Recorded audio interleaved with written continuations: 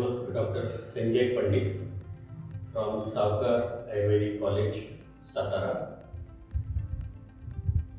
Earlier, I was with Bharati Vidyapit and retired 2.5 years back and now joined this institute. I have seen this Cadaviz virtual dissection table, which is very innovative and pioneer in India.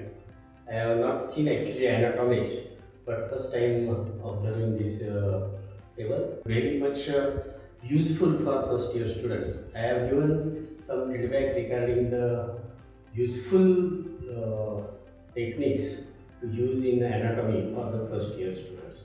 Thank you very much and all the best for this institute. Hello, myself Dr. I am working as assistant professor in Saukar Ayurvedic Medical College. We had come to have this demonstration for the Cadaviz virtual dissection table.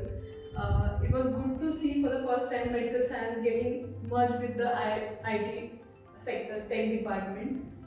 Actually, anatomy being a subject where it needs a 3D demonstration to visualize overall anatomy of human or anything.